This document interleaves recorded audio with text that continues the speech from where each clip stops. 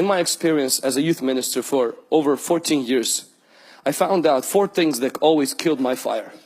Number 1, it was offense. Anytime I got offended at somebody, I lost my fire. People leave the churches because of offense. Actually, 99% of people that leave the churches today leave because of offense. And for those of us who think, yeah, it's about church, do something and change so that people stop leaving the church because of offense. Actually, in one meeting, Jesus had 75 of his key leaders leave him.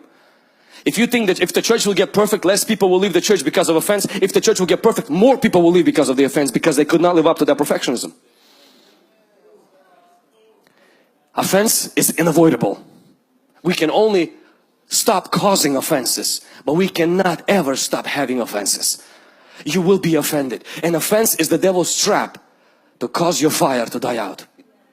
It's just the devil's trap. That's all it is. If you look today, somebody offended you, tomorrow unknowingly you're gonna offend somebody, and it's the devil's trap to kill your fire. That's all it is. The second thing that I've seen in my ministry and personally in my life, or what kills the fire, is disappointment. It's when you dream, you believe, you fast, you pray, and it doesn't happen. You prayed for somebody you believed that they're going to be healed. You had a word from God. You knew it and nothing happened. And next thing that happened is that becomes like a water that goes on your fire. And it's very important. I want you to see this. When you get offended, honestly, Jesus doesn't really go after you and tries to butter you up. When the guys got offended, Jesus didn't go up to them and say, hey guys, let me explain. I didn't mean you to eat my flesh. I meant communion. Jesus didn't do that. But when guys left Jerusalem, walked to city of Emmaus, He walked beside them, encouraged them with scriptures until their hearts caught on fire again. Anytime you're disappointed, Jesus will walk behind you and remind you of His word, so your heart will catch fire again. And the third thing that kills our fire is honestly busyness. It's when we become so busy that we don't have time to spend time with the Lord. We don't have time to even make it to church. And please understand, intimacy makes you fruitful, not busy. Busyness can be a result of intimacy, but busyness itself does not make you successful. Only intimacy with God makes you successful. If you are too busy to pray, you are too busy. If you are too busy to be with God, you are too busy. And this is what I know about busy people. You actually don't make more money. You make less. Because you break God's rule. God ordered for us to rest on Saturday. If you say, but I'm going to work 3 jobs, 4 jobs, I mark this. You will not make more money. Because God blesses order and you are out of order.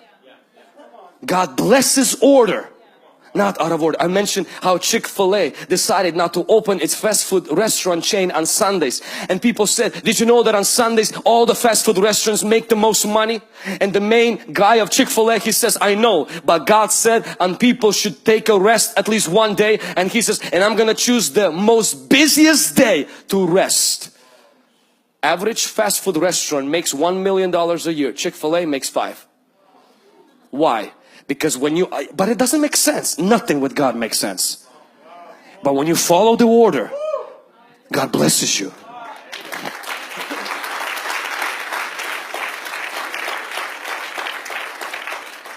Same thing, when you give, it seems like but you're gonna lose money and somehow you have enough.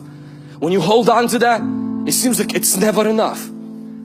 Business is good if it comes out of your fruitfulness and it doesn't affect your intimacy with God. But the moment you see your fire is dying out, your fire is dying out, cut back on some things. Catch your breath. Relax. You're still gonna die. Why work so hard that you waste you ruin your health to get more money, and then you spend your money to get your health back? Why don't you just keep both at the same time? Because this is not just about relationship with God. This is about your health being. This is about your kids. Knowing who you are. This is about your family. This is about your spouse. This is about everyone, everything being intact. And the last one is materialism. Materialism is not when you have stuff. It's when the stuff has you. I have this Apple Watch. I have this watch. this watch doesn't have me. Because at any moment, this watch can be yours. Not today.